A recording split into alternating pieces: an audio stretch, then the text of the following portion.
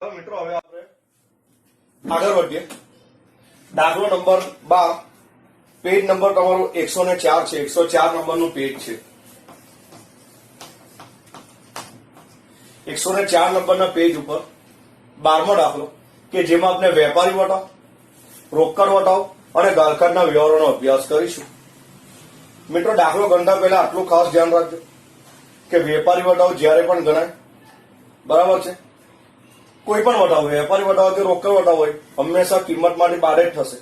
પણ જે ધ્યાન આપવાનું છે તે આ છે કે વેપારી વટાવની નામાના ચોપડામાં આમ નોંધ થતી નથી, એટલે કે નોંધ થતી નથી. જ્યારે રોકડ વટાવ છે એ હર હંમેશ ચોપડે નોંધવામાં આવે છે. આ બે બાબત તમે ખાસ યાદ રાખજો. વેપારી વટાવની નોંધ ન થાય, બરાબર છે, ભલે મૂળ કિંમતમાંથી બાદ થાય, પણ ચોપડે એની કોઈ જગ્યાએ એન્ટ્રી આવશે નહીં. જ્યારે રોકડ વટાવ જ્યાં જ્યાં ગણાશે ત્યાં ચોપડેની એન્ટ્રી કરવી જ પડશે, એની રકમ લખવી જ પડશે, બરાબર છે. બીજી ખાસ બાબત કે વટાવ અને રોકડ એ બંને સાથે જ આવે. એટલે કે રોકડ ઉધાર થાય તો વટાવ પણ ઉધાર જ થાય, અને જો રોકડ જમા થશે કોઈ વ્યવહારમાં તો વટાવ પણ જમા થશે. રોકડને બદલે બેંક શબ્દ પણ આવી શકે, બરાબર છે, પણ રોકડ કે બેંક સાથે જ વટાવ જશે, એ ખાસ યાદ રાખજો. રોકડ કે બેંક ઉધાર તો વટાવ બી ઉધાર, રોકડ કે બેંક જમા તો વટાવ બી જમા. આ એક ખાસ યાદ રાખજો, ટેકનિકલી પોઈન્ટ છે. અને ત્યાર પછીનો શબ્દ છે ગાળખાં. ગાળખાં એટલે કોઈ દેવાદાર પાસેની રકમ લેવાની બાકી હોય અને હવે એની પાસે રકમ મળવાની જ નથી, એની ખાતરી થઈ જાય તો એ રકમને ગાળખાં તરીકે માંડી વાળવામાં આવે છે. અને મિત્રો ગાળખાં એ ધંધાનું નુકસાન છે અને ઉપજ ખર્ચ ખાતા નિયમ પ્રમાણે ખર્ચ કે નુકસાન ઉધાર કરવાનું રહે છે. બસ આટલું તમે ધ્યાન આપશો તો તમે દાખલો ઇઝીલી ગણી શકશો. પહેલો વ્યવહાર લઈએ, 2014 જૂન 1. 2014 જૂન 1, 50,000 રોકડા, 10,000 નો માલ સ્ટોક અને 15,000 દેવાદાર ધંધો શરૂ કર્યો. આ જૂની અને જાણીતી બાબતો છે. 3 મિલકત છે. મિલકતની બાકી હંમેશા ઉધાર આવે, એટલે આપણે રોકડ ખાતે ઉધાર 50,000,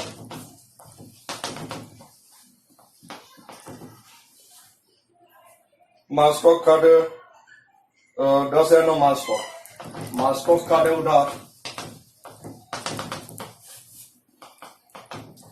10,000,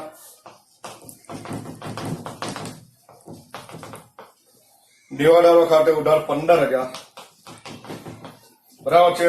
ધંધો શરૂ કરવા માટે આ તમામ બાબતો ધંધામાં લાવ્યા છે, એટલે સ્વાભાવિક છે એ મૂડી ગણાશે. મૂડી ખાતું હંમેશા જમા થાય, કારણ કે માલિક એ ધંધા લાભ આપનાર છે, એટલે તે મૂડી ખાતે. આ 3 રકમનું ટોટલ થશે તો 50 ને 10 60 ને 15 75,000 રૂપિયા. 75,000 રૂપિયા થશે. બાબત જે લખીશું, રોકડ, માલ સ્ટોક અને દેવાદારો લાવી ધંધો શરૂ કર્યો તેના. આ પહેલો વ્યવહાર કમ્પ્લીટ, કઈ નવું નથી. આગળ આ પ્રકારનો વ્યવહાર શીખી ગયા છે. બીજી તારીખ, શ્રીમતી શારદા પાસેથી 20,000 ની લોન 10% વ્યાજે લીધી એટલે એટલા રોકડા ધંધામાં આવ્યા. રોકડ મિલકત છે, માલ કે મિલકત આવે તો ઉધાર કરો. રોકડ ખાતે ઉધાર, કેટલી લોન લીધેલી છે આપણે? 20,000 ની, બરાબર છે. અને સાદાની લોન એ ધંધાનું દેવું કહેવાય. દેવું હંમેશા જમા થાય, તે સાદાની 10% લોન ખાતે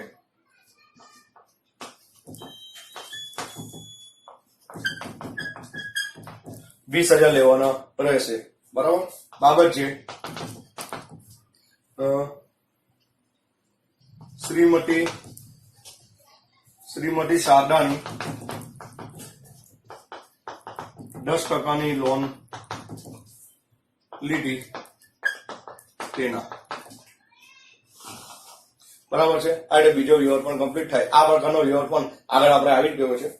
ત્રીજો વ્યવહાર, રામેશ્વર સ્ટોર્સમાંથી 8,000 નો માલ 10% વેપારી વટાવે ખરીદ્યો. માલ ખરીદ્યો છે એટલે હંમેશા ખરીદ ખાતે ઉધાર થાય, કારણ કે માલ ધંધામાં આવે. માલ કે મિલકત ધંધામાં આવે તો ઉધાર કરો. તારીખ તમારી 3 છે. ખરીદ ખાતે ઉધાર, બરાબર છે, તે કોની પાસેથી ખરીદેલો છે? રામેશ્વર સ્ટોર્સમાંથી. અહીં રોકડ શબ્દનો ઉલ્લેખ નથી, નામ આપેલું છે, ઉધાર વ્યવહાર થયો. ઉધાર વ્યવહારમાં હંમેશા એક ખાતું વ્યક્તિનું, તે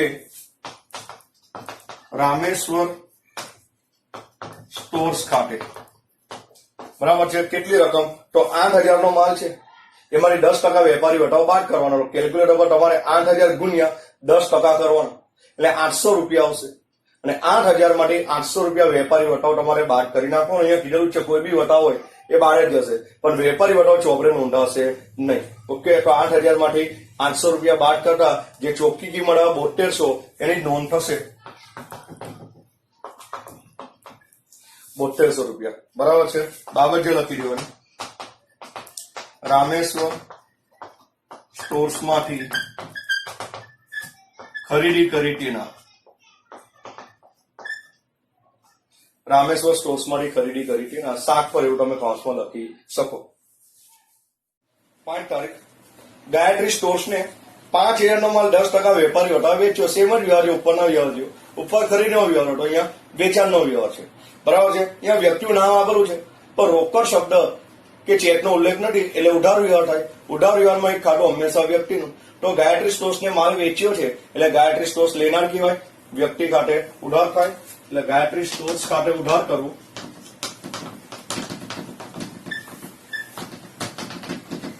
ગાયત્રી સ્ટોર્સ ખાતે ઉધાર. કુલ રકમ 5,000, એમાંથી 10%. 5,000 ના 10% કેલ્ક્યુલેટર પર ગણો તો 500 રૂપિયા થાય. નહીં તો ભાઈ 10% આવે ત્યારે જે કુલ રકમ હોય તેમાંથી છેલ્લું શૂન્ય કાઢ નાખવાનું. એ ઇઝી રીત છે. તો 500 રૂપિયા ઓછા થાય, તો 5,000 માંથી 500 ગયા, એટલે 4500 રૂપિયા ચોખ્ખી રકમ જ બતાવવાની, વેપારી વટાવ બાદની.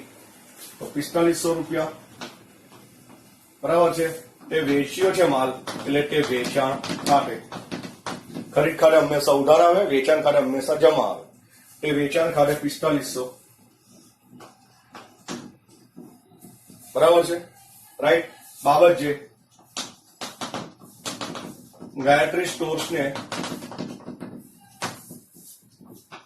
10% વેપારી વટાવે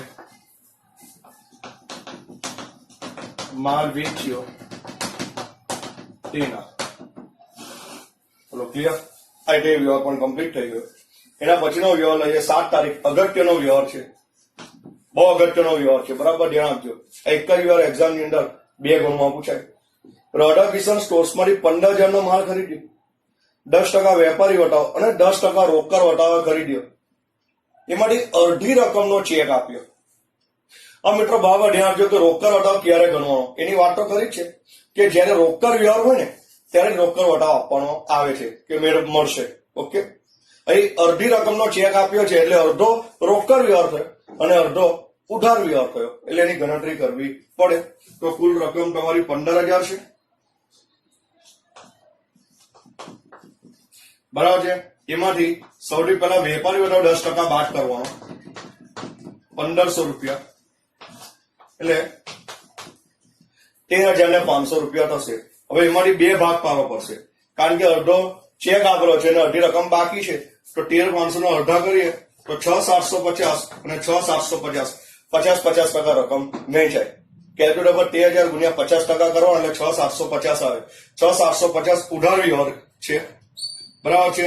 એ રાધા કિશન સ્ટોર્સ ને રાધા કિશન સ્ટોર્સ માંથી શું કર્યું? એટલે ખરીદ્યું છે. એટલે રાધા કિશન સ્ટોર્સ એને લેન્ડર બનાવવાનું, એટલે રાધા કિશન સ્ટોર્સ ખાતે શું કરવું પડશે? જમા કરવું પડશે. એટલી રકમ હજુ એને ચૂકવવાની બાકી.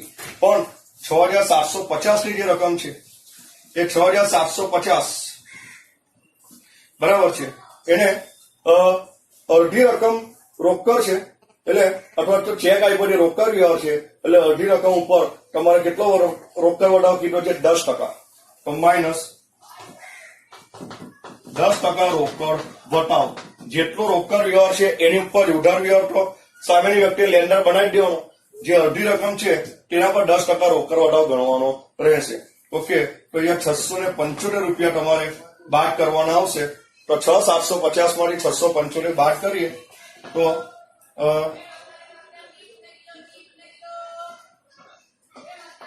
6,075. 6,075 નો આપણે રાધા કિશનને ચેક આપ્યો. બરાબર, જે ચેક આવે એટલે બેંક ખાતે લખાશે. અને ચેક આપીએ છીએ એટલે એ શું થશે? જમા થશે. ચેક આપીએ એટલે શું થશે? જમા થશે. તો હવે બરાબર ધ્યાન આપો. 15,000 ની કુલ ખરીદી હતી, એમાં 10% વેપારી વટાવ બાદ કર્યો એની તો ચોપડે નોંધ થશે નહીં. બરાબર છે? એટલે જે ચોખ્ખી રકમ છે 13,500 ચોખ્ખી ખરીદી, બરાબર છે, એના ખાતે શું કરીશું? ઉધાર કરીશું. કારણ કે ખરીદ ખાતે ઉધાર હોય માલ ખરીદી હતો, મિલકત હોય તો મિલકતના નામથી ઉધાર કરવો. એના બે ભાગ પડશે, 6,750 6,750. એમાં 6,750 તો હજુ ચૂકવવાનો બાકી છે એટલે સામેની વ્યક્તિએ લેન્ડર બનાવી દેવાનું, એના ખાતે જમા કરવાનું. બરાબર છે? એટલું આપણું દેવું થયું, દેવું જમા થાય. બાકી 6,750 ની જે રકમ છે એના પર એ રોકડ વ્યવહાર વાળી, કારણ કે એટલો ચેક આપી દીધેલો છે, રોકડ વ્યવહાર થઈ ગયો. એની ઉપર તમારે 10% રોકડ વટાવ ગણવાનો. તો 6,750 પર 10% એટલે એક શૂન્ય કાઢી નાખવાનું, 675 રૂપિયા થાય. 6,750 માંથી 675 રૂપિયા કરો એટલે 6,075 રૂપિયા. બરાબર છે? એ 6,075 ચેક કરો તો 6,750 છે કે 6,500 થાય? કેટલા થાય છે? 6,750 અને બેંક ખાતે 6,075. ઓકે, 6,075 છે. બરાબર છે. ચલો, તો 6,075 બેંક ખાતે જમા આવશે. રાઈટ? એટલે ખરીદી 13,500, એક એન્ટ્રી લેવાની ઉધાર, જમા આવશે રાધાકિશન સ્ટોર્સ ખાતે આપણે 6,750. આ બીજી એન્ટ્રી થશે. ત્યાર પછી 675 રોકડ વટાવ વાપરો છે. વેપારી વટાવની નોંધ ન થાય પણ રોકડ વટાવની નોંધ થાય એટલે આ જે રોકડ વટાવ છે, બરાબર છે, એ પણ તમારે શું કરવું પડશે? જમા. કારણ કે અહીંયા જે રકમ ચેકથી આપેલી છે બેંક ખાતે જમા થાય છે. આગળ ચર્ચા કરી કે રોકડ ને બેંક જમા થતું હોય તો વટાવ બી જમા કરવો પડશે, રોકડ ને બેંક ઉધાર થાય તો વટાવ બી ઉધાર કરવો પડશે. એટલે એ નક્કી રહી ગયું. ખરીદ ખાતે ઉધાર કરવાના, 6,750 રાધાકિશન સ્ટોર્સ ખાતે જમા કરવાના, વટાવ ખાતે જમા કરવાના અને આ બેંક ખાતે જમા કરવાના રહેશે. ઓકે, તો હવે એની આમ નોંધ કરીએ. ખરીદ ખાતે ઉધાર, વેપારી વટાવ બાદની જે ચોખ્ખી કિંમત છે તે 13,500 રૂપિયા. બરાબર છે? તે હવે આ કિંમત રાધાકિશન સ્ટોર્સ ખાતે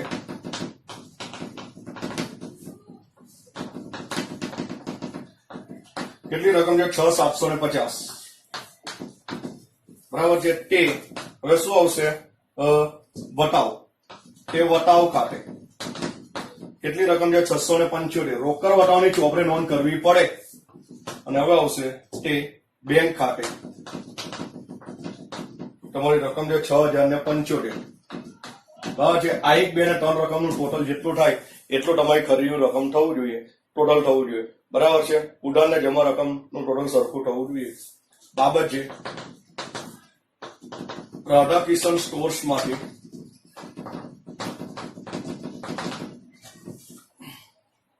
ખરીદી કરી, સ્ટોર્સ માંથી 10% વેપારી વટાવ અને 10% રોકડ વટાવે ખરીદી કરી અડધી રકમ ચેકથી ચૂકવી. બરાબર છે? તેના રાઈટ. તો આ પ્રમાણે આ વ્યવહારની નોંધ થશે. સિમ્પલ. મિત્રો, 10 તારીખનો આપણે વ્યવહાર લઈએ. વિભૂતિ પાસેથી 5,000 નો માલ મોકલવાનો ઓર્ડર મળ્યો. બરાબર? ઓર્ડર વાળો વ્યવહાર આપણે ખબર જ છે, બિન આર્થિક વ્યવહાર કહેવાય. એટલે એની નોંધ થશે નહીં. ખાલી તમારે બિન આર્થિક વ્યવહાર એમ લખી દેવાનું. બરાબર છે? એટલે વ્યવહાર ત્યાં પૂરો. ત્યાં પછી 12 તારીખ વિભૂતિના ઓર્ડર મુજબનો માલ. કેટલાનો માલ મોકલવાનો હતો? વિભૂતિ પાસેથી ઓર્ડર મળ્યો 5,000 નો. એને 5,000 નો માલ મોકલવાનો હતો. એ 10% વેપારી વટાવ મોકલ્યો. બરાબર છે? મોકલ્યો એટલે શું ગણાશે? વેચાણ. વિભૂતિ ના ઓર્ડર મુજબ એને માલ મોકલ્યો એટલે વેચાણ થયું. બરાબર છે? તો વિભૂતિ માલ લેનાર થઈ એટલે વિભૂતિ ખાતે ઉધાર કરીશું અને તે માલ મોકલ્યો છે એટલે વેચાણ ખાતે જમા કરીશું. 5,000 નો માલ હતો એના પર 10%. તો 5,000 માંથી એક શૂન્ય કાઢી નાખો, 500. 5,000 માંથી 500 બાદ કરીએ 4,500 રૂપિયા થાય. બરાબર છે? બાબત જે લખી દેવાની, વિભૂતિ ને 10% વેપારી વટાવે માલ વેચ્યો એના. હવે 12 તારીખ પર બીજો વ્યવહાર છે.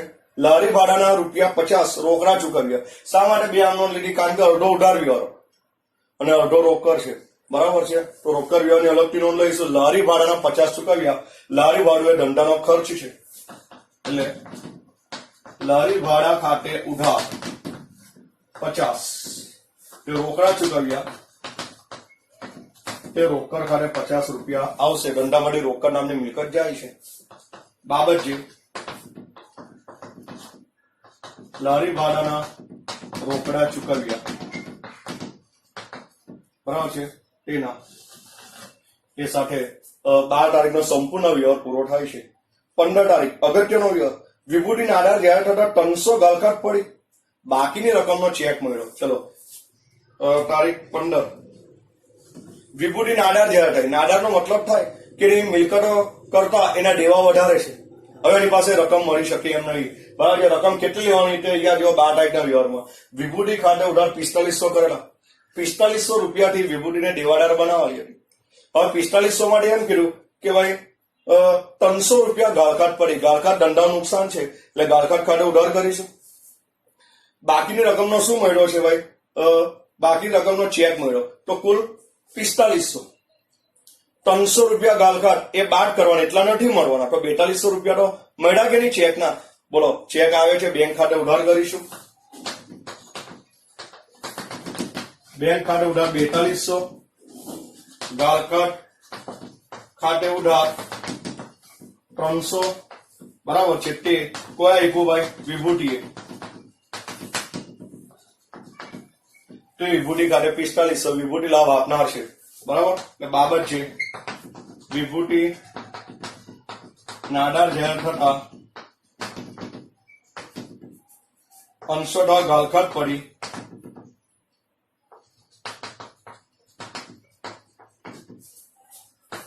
બાકીની રકમ ચેક થી મળી.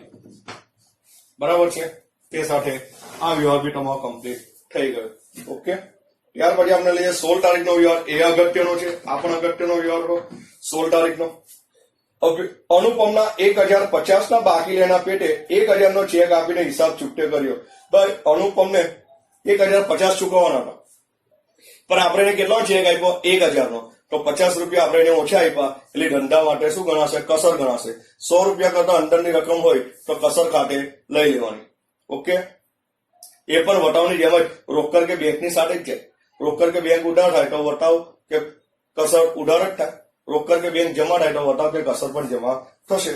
તો અનુપમને 1050 ચૂકવ્યા. ચલો, તો અનુપમ લેનાર ને અનુપમ ખાતે ઉધાર ટોટલ રકમ 1050. તે શું આપણો છે? 1000 નો ચેક.